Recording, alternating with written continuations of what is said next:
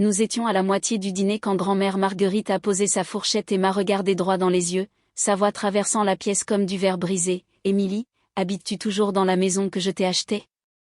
Mon souffle s'est bloqué et mes mains se sont mises à trembler sous la table. Je m'appelle Émilie Cartier, j'ai 26 ans, et à ce moment précis, j'ai su que quelque chose clochait terriblement. Je n'ai pas de maison, ai-je chuchoté. Le sourire de maman s'est effondré et papa a fixé son assiette. Le visage de grand-mère a changé d'une manière que je n'oublierai jamais. Alors, où est passé mon argent ? La question de grand-mère ne s'est pas envolée, elle s'est installée sur la table comme un courant d'air glacial. Maman a attrapé sa serviette, ses doigts tremblant si fort qu'ils faisaient teinter le cristal, tandis que papa s'est raclé la gorge, trop fort, trop forcé, comme un homme essayant d'enterrer une vérité déjà exposée. Les invités ont baissé les yeux, choisissant le silence plutôt que l'implication, comme si détourner le regard pouvait faire disparaître l'instant. Grand-mère continuait de m'observer, pas accusatrice, ni confuse, mais inquiète, d'une manière que je n'avais pas ressentie venant de quiconque depuis des années. « Tu devrais avoir un toit à toi, Émilie, a-t-elle murmuré, et sa voix s'est brisée légèrement, non pas à cause de l'âge, mais à cause de la trahison qui commençait à faire surface. Papa a forcé un rire à ce moment-là, un rire maigre et bon marché. « Oh, mère, elle t'a mal comprise », a-t-il dit comme si j'étais une enfant incapable de retenir une pensée simple. Mais le regard de grand-mère est resté fixé sur moi, elle savait que je n'avais rien mal compris, elle savait que quelque chose était profondément faux. Elle s'est reculée lentement, le petit mouvement d'une femme qui vient de réaliser qu'on lui a menti. Je me sentais rétrécir à nouveau, ce sentiment familier, ces années à être comparée, corrigée, discrètement diminuée face à des attentes que je n'avais jamais acceptées. Papa a insisté, sa voix devenant plus tranchante. « Émilie a des difficultés parce qu'elle dépense trop, elle n'est pas prête pour gérer un bien immobilier. » Maman a hoché la tête immédiatement. « Nous protégions ton investissement, mère, elle manque de discipline. » Leurs mots coupaient plus profond qu'ils ne le pensaient, je pensais à mon plafond qui fuyait, à mes 2 boulots, à mon frigo vide, à mon radiateur grille-pain qui sifflait comme s'il allait rendre l'âme. Je pensais à toutes les fois où il m'avait dit d'être reconnaissante, d'être patiente, d'arrêter de vouloir plus. Le visage de grand-mère a changé, une tempête s'y préparant silencieusement, élégante et dangereuse, et elle s'est tournée vers eux. « Richard, Hélène, vous m'avez dit qu'elle avait emménagé, vous avez envoyé des photos, vous avez dit qu'elle adorait l'endroit. » Papa a fixé le parquet, maman a couvert sa bouche, aucun n'a parlé. Grand-mère a levé le menton, sa voix stable et dévastatrice. « Où est la maison que j'ai achetée pour ma petite fille ? » Parce que les mensonges pourrissent toujours de l'intérieur. Grand-mère n'a plus parlé, pas pendant un long moment, et le silence semblait plus bruyant que sa voix. Je gardais les yeux sur mon assiette car la regarder signifiait affronter la vérité, pas seulement sur la maison manquante, mais sur les années où j'avais survécu sans que personne ne le remarque.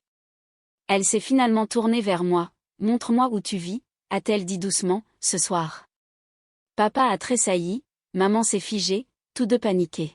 « C'est inutile », a claqué papa, « son appartement est très bien. » Mais ma poitrine s'est serrée car même « très bien » n'était pas vrai. Grand-mère s'est levée lentement, sa canne frappant le parquet, un son assez net pour trancher leurs excuses. « Nous y allons maintenant, et personne ne m'arrête. » J'ai donc conduit jusqu'à chez moi avec grand-mère à mes côtés, sa respiration douce, ses mains croisées proprement, ses yeux sur les lampadaires qui défilaient. Elle n'a pas posé de questions, elle n'a pas fait la morale, elle n'a pas rempli le silence avec un faux réconfort, elle s'est juste assise avec moi, ce qui signifiait déjà plus que tout ce que mes parents avaient fait depuis des années. Quand nous avons atteint mon immeuble en banlieue, elle est sortie et a levé les yeux vers les murs en briques fissurées, la lumière cassée au-dessus de l'entrée, la rampe rouillée qui tremblait si on la touchait mal. « Il te laisse vivre ici ?» a-t-elle chuchoté, et sa voix a tremblé d'une manière qui a brisé quelque chose en moi.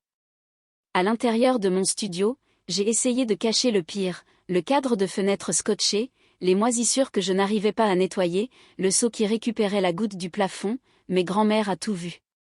Elle a marché lentement dans l'espace minuscule, ses doigts effleurant la peinture écaillée, le canapé usé, sentant le courant d'air de la fenêtre. « Émilie, » a-t-elle murmuré, « tu as survécu à bien plus que ce qu'ils ont jamais admis. » Ces mots m'ont ouverte en deux. Je lui ai parlé des repas sautés, du deuxième travail, des nuits à superposer les pulls parce que le chauffage tombait encore en panne, je lui ai parlé de la honte, de la croyance que peut-être je ne valais pas mieux. Grand-mère a pris mes mains doucement, ma chère fille, ils ne t'ont pas seulement laissé tomber, ils ont construit leur vie sur ton silence. Et pour la première fois, j'ai vu la vérité non pas comme une blessure, mais comme une preuve, quelque chose que je pouvais tenir, quelque chose que je pouvais utiliser. Demain, a dit grand-mère, nous arrêtons de les laisser réécrire ta vie. Parce que le silence prend fin quand quelqu'un écoute enfin. Si c'était votre famille, que feriez-vous? Tapez un en commentaire pour les affronter directement, même si ça brise tout. Tapez 2 pour prendre du recul, rassembler des preuves et vous protéger d'abord. J'ai à peine dormi cette nuit-là, grand-mère non plus, je pouvais l'entendre bouger doucement dans la chambre d'amis, des papiers qui bougeaient, un stylo qui tapotait légèrement, comme si elle se préparait à quelque chose d'inévitable. Au matin, nous étions toutes deux habillées tôt, son manteau était boutonné, sa canne polie, son expression taillée dans de l'acier silencieux. À 9 heures, nous sommes entrés ensemble dans le bureau de maître Jean-Luc Morel. Mon cœur battait la chamade, ses pas n'ont jamais faibli. Mes parents étaient déjà à l'intérieur, les yeux de maman étaient rouges, la mâchoire de papa était serrée, 2 personnes préparant des excuses, pas des confessions. Maître Morel a commencé immédiatement, abordons le virement de 400 000 euros. Papa s'est adossé à sa chaise, un soupir répété, nous étions débordés, nous pensions qu'Émilie n'était pas prête, nous ne voulions aucun mal. Grand-mère n'a pas scié. Maître Morel a fait glisser un document vers eux, alors expliquer l'achat de la villa au bord du lac. Maman a inspiré brusquement, le visage de papa s'est vidé de son sang. Le notaire a continué, déballant les reçus comme des pièces à conviction, rénovation, meubles, vacances, bijoux de créateurs, tout lié au même compte. Papa a explosé, cet argent a sauvé cette famille. Nous l'avons utilisé de manière responsable, juste pas comme mère l'entendait. Grand-mère s'est levée lentement, la pièce s'est figée instantanément.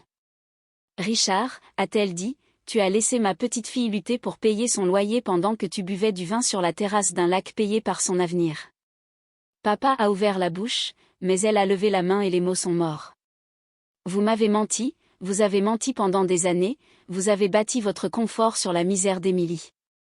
Sa voix ne s'est pas élevée, elle n'en avait pas besoin. Maître Morel a croisé les mains, il y a aussi la mise à jour de la succession, Madame Cartier a révisé son testament. Papa s'est tendu, le souffle de maman s'est coupé. Le notaire a lu à haute voix, chaque mot une explosion lente et contrôlée, Émilie est la légataire universelle, Émilie héritera du trust, Émilie recevra les parts de la société Cartier. Maman a halté, papa s'est penché en avant, tu lui donnes tout. Sa voix s'est brisée sous l'incrédulité, elle n'a pas mérité ça, nous avons construit cette famille, nous avons tout maintenu ensemble. Le regard de grand-mère s'est durci, non, Richard, tu as tout retenu pour toi. Papa a frappé du poing sur la table, elle te manipule. Elle a toujours été faible. Ça suffit. La canne de grand-mère a frappé le sol, un craquement sec qui a figé l'air. Elle a survécu à ce que tu as causé, c'est ça la force. Papa a reculé comme si la vérité l'avait physiquement frappé. Maître Morel a fait glisser un dernier document sur la table, la propriété de Bellevue au lac sera transférée à Émilie, 7 jours, pas de délai supplémentaire. Maman a commencé à pleurer, papa fixait la paperasse, son monde se fissurant sur les bords. Grand-mère s'est tournée vers moi doucement, nous avons presque fini, ma chérie. Puis elle leur a fait face à nouveau, pas de colère, seulement un cœur brisé aiguisé en résolution, les mensonges s'arrêtent aujourd'hui, parce qu'on ne peut pas voler un avenir sans perdre le sien. Les jours suivants cette réunion semblait irréelle, calme, lourd, comme l'air avant qu'un orage n'éclate. Grand-mère a gardé chaque document que le notaire demandait, elle bougeait avec un objectif calme comme si elle avait passé 10 ans à se préparer pour ce règlement de compte. Je suis restée près d'elle, apprenant plus en 2 jours qu'en 26 ans avec mes parents. Le 3e matin, Maître Morel a appelé, le transfert est signé, ils ont rendu la villa du lac. Juste comme ça, l'endroit qu'ils affichaient fièrement depuis des années, l'endroit acheté avec mon avenir volé était à moi. Mais l'avocat a hésité, il y a autre chose, ils font appel, votre père vous blâme publiquement. Mon estomac s'est noué. Me blâmer de quoi? De manipuler votre grand-mère, de l'avoir montée contre eux. Les mots ont frappé plus fort que je ne le pensais. Grand-mère a écouté silencieusement alors que je lui relayais l'avertissement. Quand j'ai fini, elle a posé sa tasse de thé, la porcelaine a tremblé légèrement, ses mains non. Laisse-les parler, a-t-elle dit, les mensonges vieillissent vite, la vérité dure. La vérité était compliquée, j'avais passé des années à porter leur silence, leur comparaison, leur punition subtile déguisée en conseil. Maintenant il réécrivait l'histoire encore une fois, me donnant cette fois le rôle de la méchante. Cet après-midi-là, papa est apparu à mon appartement sans prévenir, il a martelé la porte en criant mon nom, la voix épaisse de rage. J'ai ouvert seulement parce que grand-mère était près de moi. Il a essayé de forcer le passage, grand-mère a levé sa canne, le bloquant avec une autorité tranquille. Tu ne décides plus rien ici, a-t-elle dit. Le visage de papa s'est tordu, tu as empoisonné son esprit, tu nous as tout pris. Je me suis avancée avant que grand-mère ne puisse le faire. Non, ai-je dit, vous m'avez tout pris en premier. Il a ricané, tu ne mérites rien de tout ça, tu ne pouvais pas gérer une maison, tu ne pouvais pas gérer de vraies responsabilités. Ces mots auraient dû faire mal, mais ce n'était pas le cas parce que je ne me tenais pas seule cette fois. Grand-mère a posé une main sur mon épaule, elle a géré votre négligence, elle a géré votre absence, elle a géré votre silence. Sa voix est devenue plus tranchante, ce qu'elle ne pouvait pas gérer, c'était de croire que c'était de sa faute. La bouche de papa s'est ouverte mais aucun mot n'est sorti. Grand-mère a continué, calme et dévastatrice, ton héritage a disparu, Richard, ton contrôle a disparu, et la fille que tu as ignorée n'est plus la tienne pour être diminuée. Maman est apparue derrière lui, les yeux gonflés, la voix petite, s'il te plaît Émilie, nous sommes une famille depuis des années. Ces mots me piégeaient avant, ce soir-là, ils ne m'ont même pas atteinte. Nous étions une famille, ai-je dit doucement, jusqu'à ce que vous choisissiez le confort plutôt que moi. La porte s'est refermée sur leur silence. Pour la première fois, j'ai senti l'équilibre basculer, pas dans la colère, mais dans la clarté, parce que lâcher prise n'était pas une punition, c'était de la survie. La villa du lac était calme la première nuit où j'y ai dormi, trop calme, presque irréelle. J'ai marché lentement dans chaque pièce, touchant les murs, les fenêtres, les espaces qui auraient dû contenir des années de souvenirs, des espaces qui m'avaient été volés, des espaces que je réclamais enfin. Grand-mère venait souvent, elle s'asseyait au bord de l'eau avec moi, enveloppée dans son châle gris doux, sa canne posée près d'elle. Parfois elle racontait des histoires, parfois elle ne disait rien, sa présence guérissait des choses que je ne savais même pas briser. La paperasse s'est réglée rapidement, les appels se sont estompés, papa a arrêté d'appeler. Maman a envoyé une lettre, des excuses enveloppées dans des justifications, et grand-mère a demandé doucement, veux-tu répondre ? J'ai secoué la tête. Certaines fermetures n'ont pas besoin de mots, certaines vérités tiennent debout sans explication. J'ai transformé une pièce en atelier, je l'ai remplie de lumière chaude, de croquis, de tissus doux et du calme que j'avais supplié toute ma vie. Le travail venait plus facilement, respirer venait plus facilement, vivre semblait nouveau. Quand la première neige est arrivée, je me suis tenue sur la terrasse, regardant les flocons tomber sur le lac. J'ai serré l'écharpe de grand-mère contre moi, j'ai chuchoté, je suis en sécurité maintenant. Parce que je l'étais. Pas à cause de la maison, pas à cause de l'argent, mais parce que je m'étais choisi moi-même. Finalement, pleinement, sans excuse, grand-mère a pressé ma main ce soir-là. Tu as construit une belle vie, a-t-elle dit, et tu l'as fait avec honnêteté, pas avec un héritage.